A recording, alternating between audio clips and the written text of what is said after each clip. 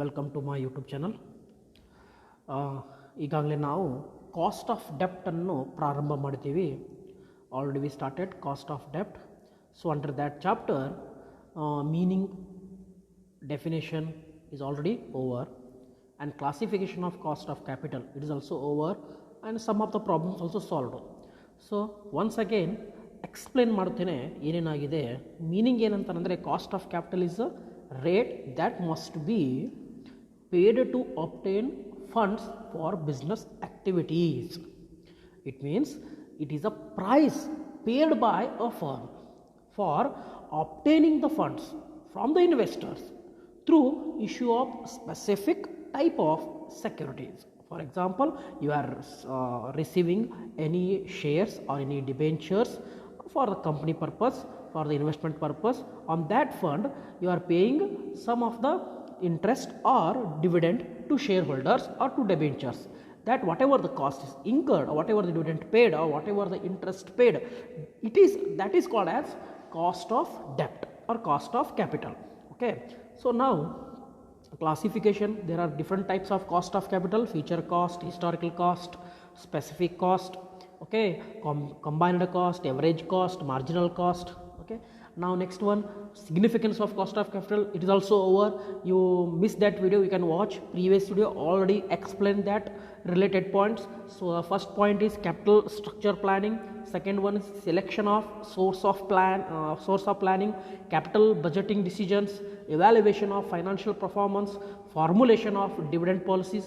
These are significance of cost of capital, already explained in previous YouTube video.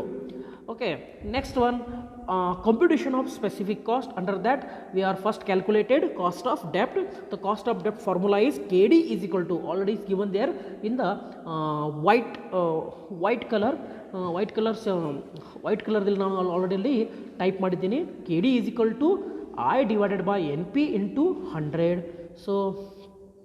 So if any tax is given, tax for example, that time the formula also changed. KD is equal to I divided by NP under bracket 1 minus T.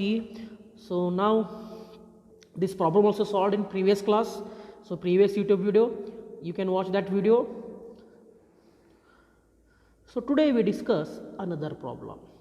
Under that problem, at par, discount and premium is given. In that problem, tax rate also given. So now explain that problem. Problem is XYZ company limited has 15% perpetual bond of rupees 1000. The tax rate is 30%. Determine cost of debt, cost of bond, both pre and post tax. Pre and post tax means before tax and after tax. Okay, underline that point. Pre and post tax means before tax and after tax. Okay, this is very very important. Pre and post tax, it means before and after tax, are issued at par. At par means face value same, whatever the price is given, that same value to issued at 10% discount, means less than 10%, at 10% premium, C point, it means increase the 10% value. So now we go to next point.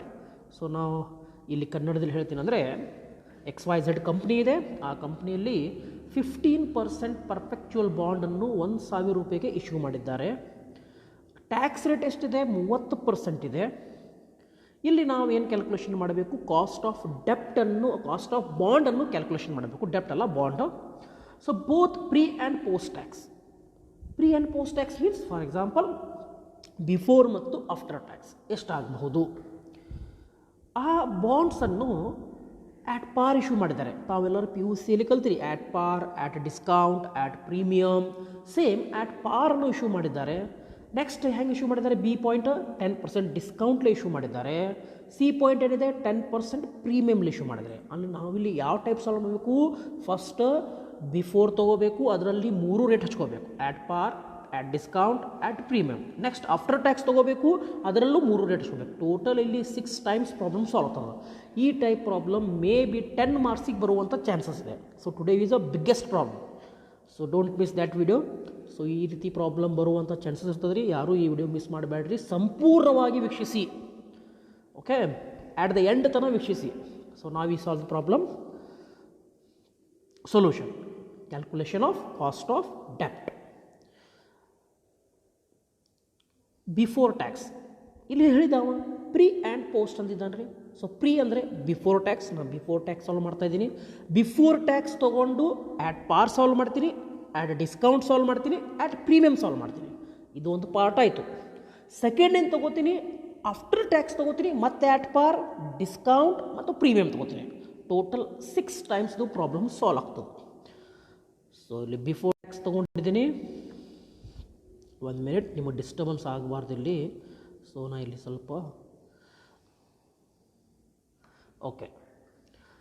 ಈಗ formula ಇದೆ. Formula ಏನು? Before tax KD is equal to I divided by NP into 100. So I means interest. Interest how much? 15%. Already is given here. About the problem XYZ company 15% ಅಂತ ಹೇಳಿದ್ದಾನೆ. So 15%. So on 1000 rupees 15%, it become 150. Correct?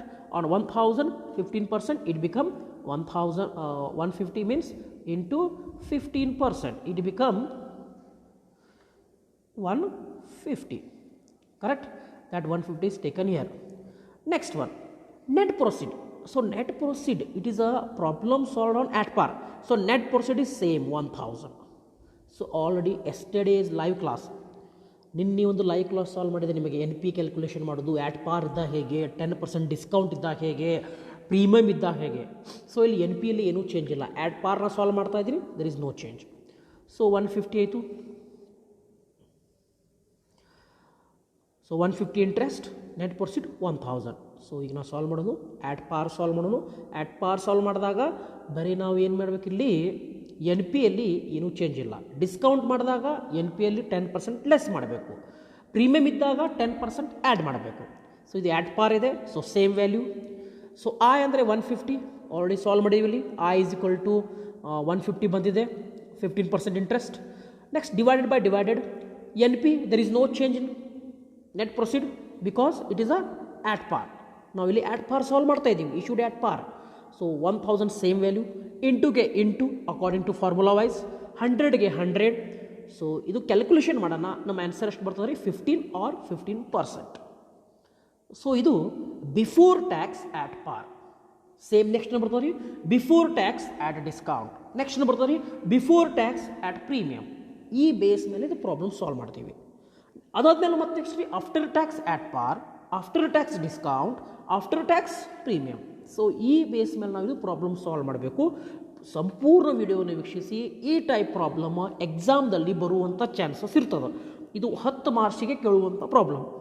It may be appear for 10 marks. Especially it is very very important problem. So now we move to the next one. Which one? After at par we go to next one, move to the discount. So next one, discount. See that issue at 10% discount. When issue at 10% discount, that time the 10% is deducted from 1000 rupees, means net proceed. From net proceed we are deducting 10% value. So 10% value, how it calculated? 1000 into 10%, it become 100. So 1000 minus 100, now it become 900. So see here, net proceed. So formula same, I divided by NP into 100. So I means 150 already calculated. 1000 into 15%, 150. So ಇಲ್ಲಿ ಮತ್ತೆ confuse ಆಗಬೇಡ್ರಿ sir. 100 less ಆದಮೇಲೆ 900 ಬರ್ತದೆ. 900 ಮೇಲೆ 15% ಮಾಡಬೇಕಾ? ಇಲ್ಲ, 1000 ಮೇಲೆ 15% ಮಾಡಿ. ಆದರೆ NP ಒಳಗೆ ಚೇಂಜ್ ಮಾಡ್ಕೋಬೇಕು. ಡಿಸ್ಕೌಂಟ್ ಅಂದಾಗ NP ಒಳಗೆ ಮಾತ್ರ ಚೇಂಜ್ ಮಾಡ್ಕೋರಿ, ಇಂಟ್ರೆಸ್ಟ್ದಾಗ ಏನೂ ಚೇಂಜ್ ಆಗಲ್ಲ. ಸೊ ನೋಡ್ರಿ ಇಲ್ಲಿ 150 ಆಯಿತು. ನೆಕ್ಸ್ಟ್ ಏನಿದೆ ಇಲ್ಲಿ ನೋಡ್ರಿ, ಇಲ್ಲಿ NP ಈಸ್ ಈಕ್ವಲ್ ಟು 1000 ಇದೆ. ತಮಗೆಲ್ಲರಿಗೂ ಹೈಲೈಟರ್ ಕಾಣಿಸ್ತಾ ಇರಬಹುದು, ಪಾಯಿಂಟರ್ ಕಾಣಿಸ್ತಾ ಇದೆಯಲ್ಲ. ಸೊ ಪಾಯಿಂಟರ್ದಲ್ಲಿ ನೋಡ್ರಿ 1000 NP ಇತ್ತು. ಸೊ ಏನಂದಿದೆ ನಾವು 10% ಡಿಸ್ಕೌಂಟ್ ಅಂತಾನೆ. ಅಂದರೆ 1000 ಮೇಲೆ 10% ಡಿಸ್ಕೌಂಟ್ ಎಷ್ಟಾಯಿತು? 100 ಆಯಿತು. ಆ 1000ದಿಂದ 100 ಡಿಡಕ್ಟ್ ಮಾಡ್ತೀನಿ, ಉಳಿತೆಷ್ಟು? 900. ಸೊ ಈ 900 NP. ಇಂಟ್ರೆಸ್ಟ್ ತಮಗೆಲ್ಲರಿಗೂ ಗೊತ್ತಿದೆ 150. ಸೊ ಇದು ಎಲ್ಲ ನಾವು ಈಗಾಗಲೇ ವರ್ಕಿಂಗ್ ನೋಟ್ ಸೈಡಿಗೆ ಮಾಡ್ಕೋಬೇಕು, ಇದನ್ನು ಫಾರ್ಮುಲಾಗೆ ಅಪ್ಲೈ ಮಾಡಬೇಕು. ಓಕೆ, ಸೊ ನಾವು ಫಾರ್ಮುಲಾದಲ್ಲಿ ಅಪ್ಲೈ ಮಾಡ್ತೀನಿ. ಫಾರ್ಮುಲಾದಲ್ಲಿ ಅಪ್ಲೈ ಮಾಡಿದಾಗ I means 150, that 150 is taken here. NP means not 1000. From 1000 we deducted 10% discount. That after that deducting the discount, our value, our NP will become 900. That 900 is taken here. So 150 divided by 900 into 100 ಗೆ 100. ಇದನ್ನು ನಾವು simplify ಮಾಡಬೇಕು. Now it is simplification. So 150 divided by 900 into 100, it become 16.07 or 16.67%. So issue at discount ಮಾಡಿದಾಗ, issued at 10% discount ಮಾಡಿದಾಗ ನಮಗೆ ಬರುವಂಥ cost of ಡೆಪ್ಟ್ ಎಷ್ಟಿದೆ ಅಂದರೆ 16.67 ಬರುತ್ತದೆ. ಸೊ ಇಲ್ಲಿ ಕ್ಯಾಲ್ಕುಲೇಷನ್ ಇದೆ. 10% ಡಿಸ್ಕೌಂಟ್ ಕೊಟ್ಟಾಗ ಏನು ಮಾಡಬೇಕು, ಓನ್ಲಿ ಎನ್ ಪಿಯಲ್ಲಿ 10% ಲೆಸ್ ಮಾಡಿ ಎನ್ ಪಿಗೆ ಅದು ತೊಗೋಬೇಕು, ಅಲ್ಲಿ 9 ರೂಪಾಯಿ. ಸೊ ನಾವು next one issued at premium. Discount ಆದಾಗ ಏನು ಮಾಡ್ತಿದ್ರಿ, ಮೈನಸ್ ಮಾಡ್ತಿದ್ರಿ, ಪ್ರೀಮಿಯಮ್ ಆದಾಗ ಪ್ಲಸ್ ಮಾಡಬೇಕು. Interest same, see here formula same, K D is equal to I divided by N P into 100.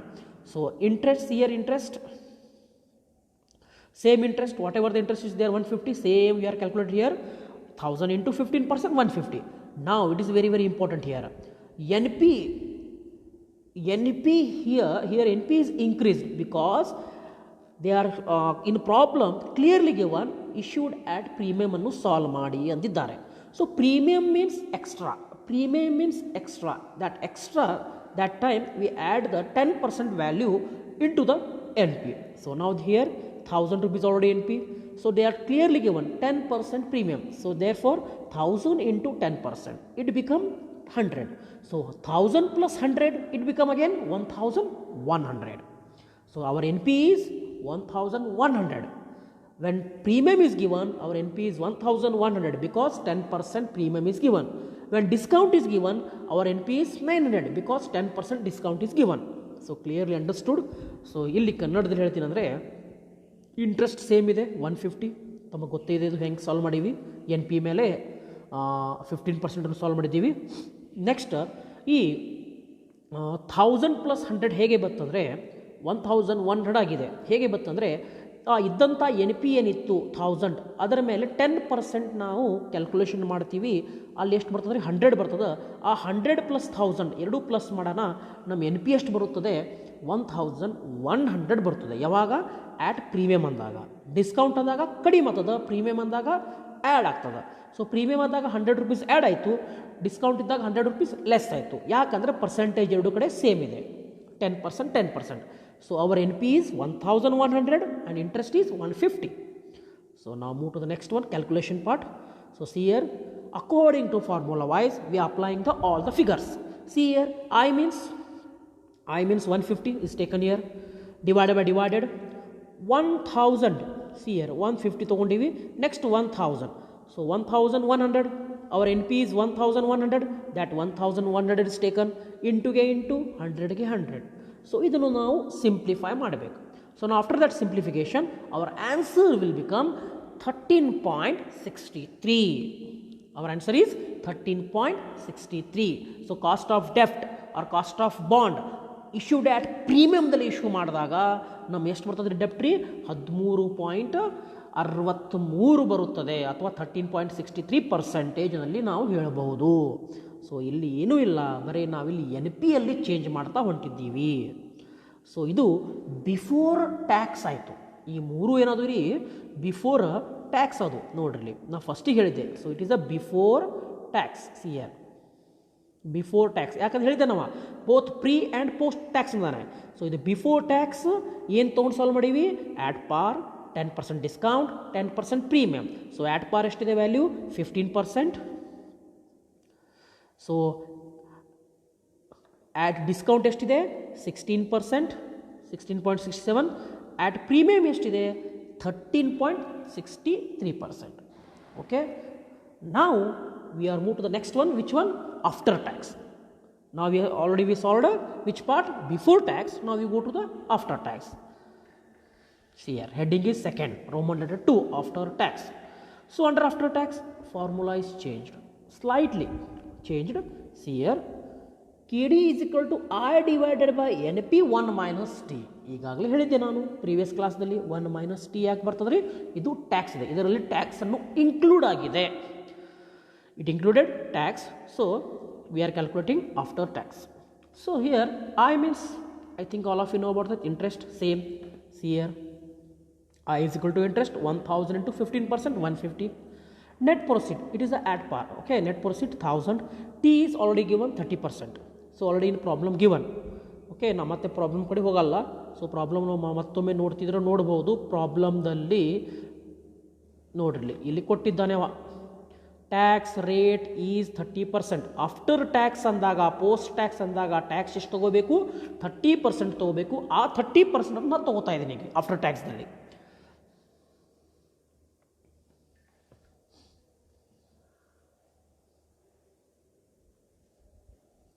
Just 1 minute.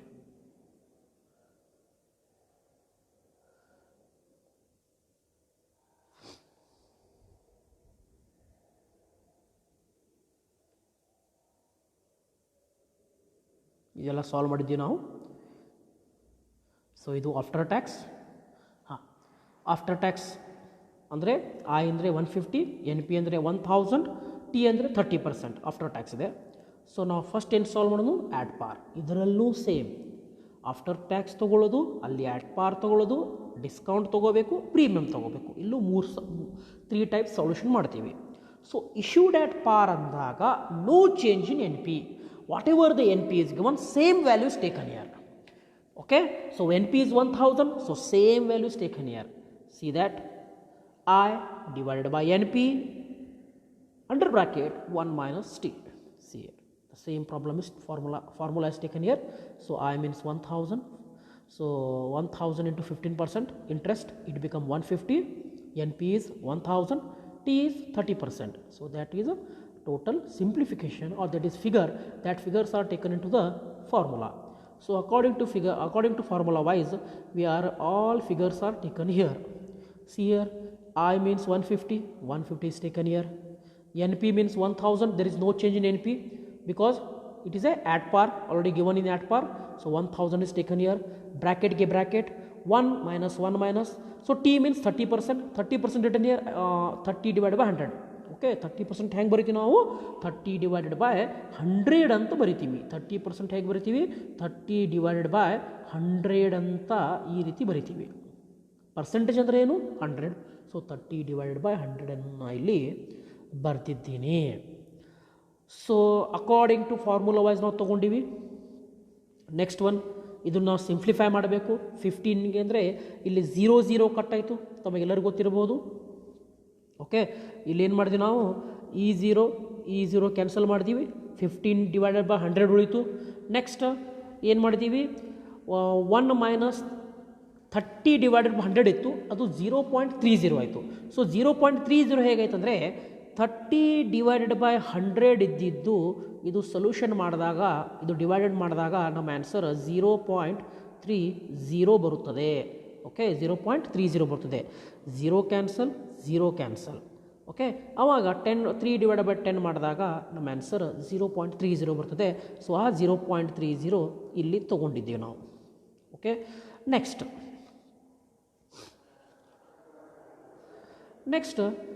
ಮತ್ತೆ ಸಿಂಪ್ಲಿಫೈ ಮಾಡ್ತೀವಿ. 15 ಡಿವೈಡೆಡ್ ಬೈ 100 ಅಂದರೆ 1 minus 0.30.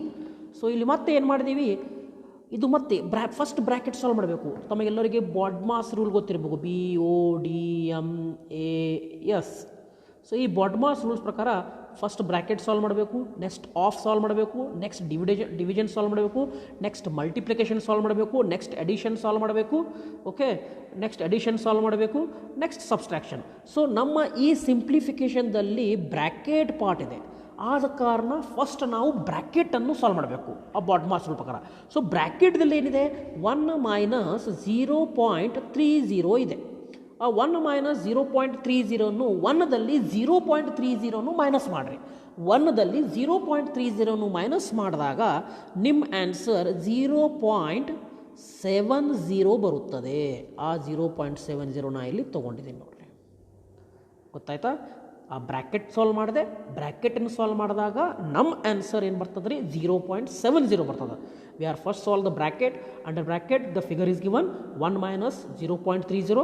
From 1 we are deducting the 0.30. Our answer will be get 0.70. That 0.70 is taken here. After that, deducting the 0.30, we get 0.70 answer. So now we again simplify. 15 divided by 100 into 0.70. So this figure will be solved now. Which figure? This one solved now. Whole figure. So 15 into 0.70 divided by 100. ಇದನ್ನು solve ಮಾಡಬೇಕು. ಇದನ್ನು solve ಮಾಡಿದಾಗ ಎಷ್ಟು ಬರ್ತದೆ? Next ನಮ್ಗೆ solution ಮಾಡಿದಾಗ 0.105 R 10.5. Issue ಆಟ್ ಪಾರ್ ಮಾಡಿದಾಗ ನಮ್ಮ ಆನ್ಸರ್ ಬರುತ್ತದೆ ಎಟ್ರಿ 10.5. ಓಕೆ, ಈ ಕಾಸ್ಟ್ ಆಫ್ ಡೆಪ್ಟನ್ನು ನಾವು ಆಫ್ಟರ್ ಟ್ಯಾಕ್ಸನ್ನು ಬಳಕೆ ಮಾಡಿ ಅದೇ ಥರ ಇಶ್ಯೂಡ್ ಆಟ್ ಪಾರನ್ನು ಇಶ್ಯೂಡ್ ಆಟ್ ಪಾರನ್ನು NP ಇಶ್ಯೂ ಮಾಡಿದಾಗ ಅವಾಗೆ ನಮ್ಮ ಆನ್ಸರ್ ಎಷ್ಟು ಬರ್ತದೆ? 10.5 ಬರುತ್ತದೆ. ಸೊ ಇಲ್ಲಿ ಆಲ್ರೆಡಿ ಕ್ಯಾಲ್ಕುಲೇಷನ್ ಇದೆ, ತಾವು ನೋಡಬಹುದು. ಕ್ಯಾಲ್ಕುಲೇಷನ್ ಪಾಠದಲ್ಲಿ ದಿಸ್ ಇಸ್ ಫಾರ್ಮುಲಾ. ಈ ಫಾರ್ಮುಲಾ ಪ್ರಕಾರ ನಾವು ಫಾರ್ಮುಲಾ ತೊಗೊಂಡಿವಿ. ನಾವು ಈ IP ಇಂಟ್ರೆಸ್ಟನ್ನು ಸಾಲ್ವ್ ಮಾಡಿದ್ದೀವಿ. 150 ಬತ್ತು, ನೆಟ್ ಪ್ರೊಸೀಡ್ 1000 ಇದೆ. ಯಾಕಂದರೆ ಇದು ಆ್ಯಟ್ ಪಾರ್ ಕೇಳಿದ್ದಾನೆ. ಸೊ ನೆಕ್ಸ್ಟ್ ಒಂದು ಟ್ಯಾಕ್ಸ್ 30% ಇದೆ. ಸೊ ನೆಕ್ಸ್ಟ್ ನಾವು ಸಾಲ್ವ್ ಮಾಡಿದ್ದೀವಿ. ಸಾಲ್ವ್ ಮಾಡಿದಾಗ ಏನು ಬತ್ತಿಲ್ಲಿ 150 ಇಂಟ್ರೆಸ್ಟ್ ತೊಗೊಂಡಿವಿ, 1000ಗೆ 1000 ತೊಗೊಂಡಿವಿ. ಸೊ ಟ್ಯಾಕ್ಸ್ ಏನಂತಾನೆ ರೀ 1 - T ಅಂತಾನೆ. ಸೊ 1ಗೆ 1 ತೊಗೊಂಡಿನಿ, ಟ್ಯಾಕ್ಸ್ 30% ಇದೆ. ಸೊ 30 ಡಿವೈಡೆಡ್ ಬೈ 100 ತೊಗೊಂಡಿರಿ. ಸೊ ನೆಕ್ಸ್ಟ್ ಇದನ್ನು ನಾವು ಮತ್ತೆ ಸಿಂಪ್ಲಿಫೈ ಮಾಡ್ತೀವಿ. 0 ಕ್ಯಾನ್ಸಲ್ ಆಗ್ತದೆ, ಉಳಿತೆಷ್ಟು 15/100 ಉಳಿತು. ಬ್ರ್ಯಾಕೆಟ್ಗೆ ಬ್ರ್ಯಾಕೆಟ್. ಸೊ ಇಲ್ಲಿ 1 - T 1 ಮೈನಸ್ 0.30 ಬರ್ತದೆ. ಹೇಗೆ ಬರ್ತಂದರೆ ಇದು 30 ಡಿವೈಡ್ ಬೈ 100 ಮಾಡಿದ್ಮೇಲೆ 0.30 ಬತ್ತು. ಮತ್ತೆ 1ದಲ್ಲಿ 0.30 ಲೆಸ್ ಮಾಡ್ತೀನಿ, ಅವಾಗ ಎಷ್ಟು ಬರ್ತದೆ ರೀ? 0.70 ಬರ್ತದೆ. ನೆಕ್ಸ್ಟ್ ಅದನ್ನು ಸಂಪೂರ್ಣವಾಗಿ ಸಿಂಪ್ಲಿಫೈ ಮಾಡ್ತೀನಿ, ನಮ್ಮ ಆನ್ಸರ್ ಎಷ್ಟು ಬರ್ತದೆ ರೀ? 10.5 ಬರುತ್ತದೆ. ಸೊ ಇದು ಏನು? ಇಶ್ಯೂಡ್ ಆಟ್ ಪಾರ್. ಈಗ ನಾವು ನೋಡೋಣ ಇಶ್ಯೂಡ್ ಆಟ್ ಡಿಸ್ಕೌಂಟ್. ಸೊ ಇಶ್ಯೂಡ್ ಆಟ್ ಡಿಸ್ಕೌಂಟ್ ಅಂದಾಗ ಇಲ್ಲಿ NPಯಲ್ಲಿ ಮತ್ತೆ 10% ಲೆಸ್ ಆಗ್ತದೆ, ರಿಮೈನಿಂಗ್ ಸೇಮ್.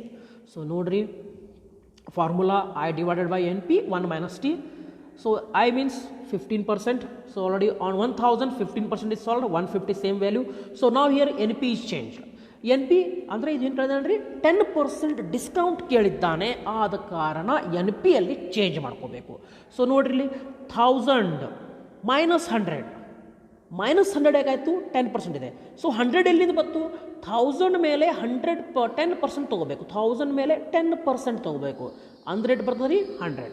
ಆ 1000ದಲ್ಲಿ ಈ 10% 100ಅನ್ನು ಮೈನಸ್ ಮಾಡಬೇಕು. ಎಷ್ಟು ಬತ್ತು ರೀ? 900 ರೂಪೀಸ್ ಬತ್ತು. So our NP is 900. ಈಗಾಗಲೇ ನಾವು ಬಿಫೋರ್ ಟ್ಯಾಕ್ಸ್ದಲ್ಲಿ ನೋಡಿದ್ರಿ 900 ಹೆಂಗೆ ಬಂದು, ಅದೇ 900 ಇಲ್ಲಿ ಬರ್ತಾ ಇದೆ. 1000 ಮೈನಸ್ 100 ಎಷ್ಟಾಯಿತು? 900. T means 30% tax.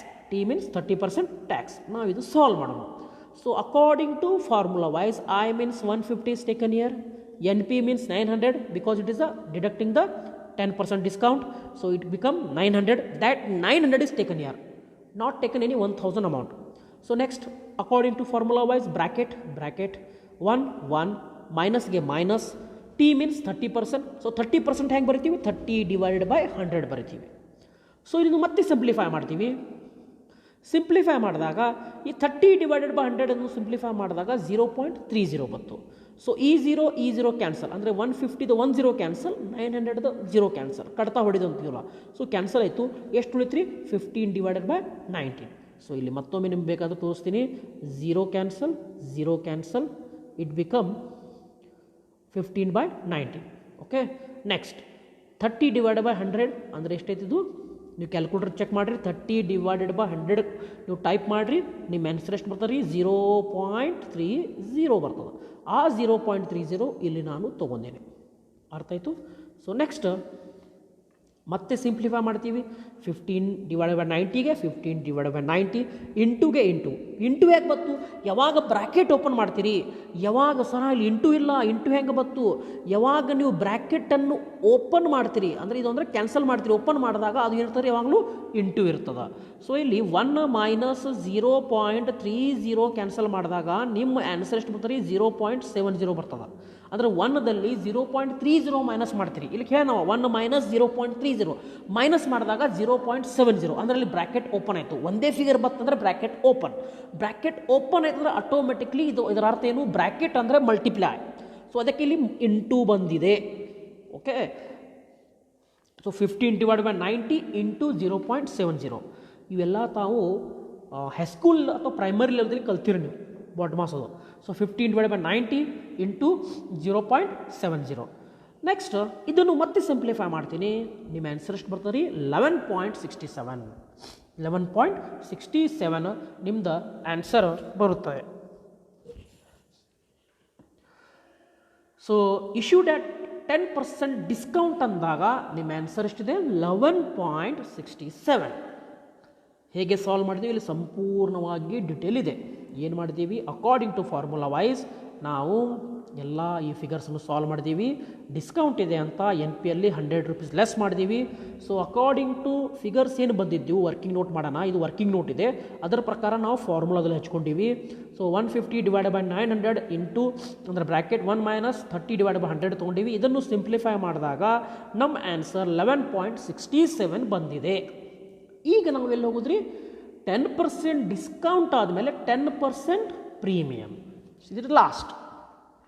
ಸೊ ಇದು ಲಾಸ್ಟ್ ಇದೆ. ಫಾರ್ಮುಲಾ ತೊಗೋತೀನಿ same, 1 minus NP bracket 1 minus T. So ಇಲ್ಲಿ ಇಂಟ್ರೆಸ್ಟ್ ಸೇಮ್ 150, ಆದರೆ NPಯಲ್ಲಿ ಚೇಂಜ್ ಆಗ್ತದೆ. ಬಟ್ ಇದು NP is change because it is a premium. Premium means again addition. So 10% addition. On NP 1000 into 10%, it become 100. That 100 is added to the NP. So see here, 1000 plus 100, it become 1100. So 100 ಹೇಗೆ ಬತ್ತು? 100 ಹೇಗೆ ಬತ್ತಂದರೆ 1000 ಮೇಲೆ 10% ಮಾಡ್ತೀರಿ, NP ಮೇಲೆ 10% ಮಾಡ್ತೀರಿ. ಆ 10% ಏನು? 100. So 1000 plus 100, it become 1100. Next T ಅಂದರೆ 30% ಟ್ಯಾಕ್ಸ್ ತಮಗೆ ಗೊತ್ತೇ ಇದೆ. ಸೊ ಇಲ್ಲಿ ಪ್ರಾಬ್ಲಮ್ದಲ್ಲಿ ನಾವು NP ಎಷ್ಟು ತೊಗೋಬೇಕು? ನಾವು ಈಗ ಇಲ್ಲಿ ಫಾರ್ಮುಲಾದಲ್ಲಿ 1100. Remaining figures are same. See year 150, 1100 ಎಲ್ಲಿಂದ ಬರ್ತಿದ್ದು? ಇದು ಪ್ರೀಮಿಯಮ್ ಆದಂಥ 1100 ಆಗಿದೆ. ಸೊ ಬ್ರ್ಯಾಕೆಟ್ಗೆ ಬ್ರ್ಯಾಕೆಟ್, 1ಗೆ 1, ಮೈನಸ್ಗೆ ಮೈನಸ್, 30 ಅಂದರೆ 30% ಟ್ಯಾಕ್ಸ್. ಅದು ಟ್ಯಾಕ್ಸ್ ಹೆಂಗೆ ಬರ್ತೀವಿ? 30% ನಾವು ಹೆಂಗೆ ಬರ್ತಾ ಇದ್ದೀವಿ? 30/100 ನಮಗೆ ಈಗಾಗಲೂ ಹೇಳಿದ್ದು ನಾನು. ಸೊ ಇದನ್ನು ಮತ್ತೆ ಸಿಂಪ್ಲಿಫೈ ಮಾಡ್ತೀನಿ. ಅಂದರೆ ಏನು? 30/100 ಮಾಡಿದಾಗ ಎಷ್ಟು ಬರ್ತದೆ ಆನ್ಸರ್ ರೀ? 0.30. ಸೊ ಈ 0 ಕ್ಯಾನ್ಸಲ್, 150ದ 10 ಕ್ಯಾನ್ಸಲ್, 1100ದ 10 ಕ್ಯಾನ್ಸಲ್, ಉಳಿತೆಷ್ಟು? 15/110. ಇದನ್ನು ಮತ್ತೆ ಸಿಂಪ್ಲಿಫೈ ಮಾಡ್ತೀನಿ. ಎಷ್ಟು ಉಳಿತು? 0.70. ಸೊ ಸಿ ಇಯರ್ ಇಲ್ಲೇನು ಮಾಡಿದೆ? ಈ 0 ಕ್ಯಾನ್ಸಲ್ ಮಾಡಿದೆ, 15/110 ಬತ್ತು, ಅದು ತೊಗೊಂಡೆ. ಸೊ ಬ್ರ್ಯಾಕೆಟ್ಗೆ ಬ್ರ್ಯಾಕೆಟ್ 1 ಮೈನಸ್ 30/100 ನಾನು ಸಾಲ್ವ್ ಮಾಡಿದೆ. ಎಷ್ಟು ಬತ್ತು? 0.30 ಬತ್ತು. ಮತ್ತೆ ನೆಕ್ಸ್ಟ್ ಸ್ಟೇಜಿಗೆ ಹೋಗ್ತೀನಿ, ನೆಕ್ಸ್ಟ್ ಸ್ಟೆಪ್ಪಿಗೆ ಹೋಗ್ತೀನಿ. 15ಗೆ 15 ತೊಗೋತೀನಿ, ಡಿವೈಡೆಡ್ಗೆ ಡಿವೈಡೆಡ್, 110ಗೆ 110. ಸೊ ಫಸ್ಟ್ ಬ್ರ್ಯಾಕೆಟ್ ಸಾಲ್ವ್ ಮಾಡಬೇಕು. ಆದ ಕಾರಣ ಈ ಬ್ರ್ಯಾಕೆಟನ್ನು ಇರೋದು ಸಾಲ್ವ್ ಮಾಡಿದೆ. 1 ಮೈನಸ್ 0.30 ಲೆಸ್ ಮಾಡಿದೆ. 1ದಲ್ಲಿ 0.30 ಲೆಸ್ ಮಾಡಿದೆ, ಉಳಿತೆಷ್ಟು? 0.70.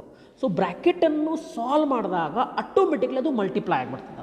ಬ್ರ್ಯಾಕೆಟನ್ನು ಓಪನ್ ಮಾಡಿದಾಗ ಆಟೋಮೆಟಿಕ್ಲಿ ಅದು ಮಲ್ಟಿಪ್ಲೈ ಆಗ್ತದೆ. ಸೊ ಆ ಮಲ್ಟಿಪ್ಲೈ ತೊಗೊಂಡಿನಿ. ಸೊ 1 ಮೈನಸ್ 0.30 ಸಾಲ್ವ್ ಮಾಡಿದಾಗ 0.70 ಬಂತು. ಇದು ಈಸಿ ಇದೆ, ತಾವು ಕ್ಯಾಲ್ಕುಲೇಟರ್ಲಿ ಈಸಿಲಿ ಸಾಲ್ವ್ ಮಾಡ್ಬೋದು. 15/110 ಇಂಟು 0.70 ಟೈಪ್ ಮಾಡಿದಾಗ ಕ್ಯಾಲ್ಕುಲೇಟರ್ದಲ್ಲಿ your answer will get 0.095 or 9.5%. It is a 10% ಪ್ರೀಮಿಯಮ್ಲಿ ನಾವು ಏನಾದರೂ ಬಾಂಡ್ ಇಶ್ಯೂ ಮಾಡ್ತೀವಿ ಅಂದರೆ ಆಫ್ಟರ್ ಟ್ಯಾಕ್ಸ್ದಲ್ಲಿ ನಮಗೆ ಎಷ್ಟು ಬರ್ತದೆ? ಕಾಸ್ಟ್ 9.5 ಬರ್ತದೆ. ಸೊ ಇಲ್ಲಿ ನಾವು ಇವತ್ತು ಟೋಟಲ್ ಆಗಿ ಏನೇನು ನೋಡಿದೀವಿ? Before ಟ್ಯಾಕ್ಸ್ದಲ್ಲಿ at par, discount, premium. After ಟ್ಯಾಕ್ಸ್ದಲ್ಲಿ at par, discount, premium.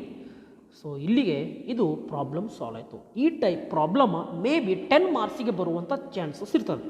So ಇವತ್ತು ನಾವು ಏನು ಕಲ್ತೀವಿ, ಕಾಸ್ಟ್ ಆಫ್ ಡೆಫ್ಟ್ದಲ್ಲಿ ಆಟ್ ಪಾರ್, ಪ್ರೀಮಿಯಮ್, ಡಿಸ್ಕೌಂಟ್ ಯಾವಾಗ ಬಿಫೋರ್ ಟ್ಯಾಕ್ಸ್ದಲ್ಲಿ, ಅದೇ ಥರ ಆಫ್ಟರ್ ಟ್ಯಾಕ್ಸ್ದಲ್ಲಿ ಆಟ್ ಪಾರ್, ಡಿಸ್ಕೌಂಟ್, ಪ್ರೀಮಿಯಮ್.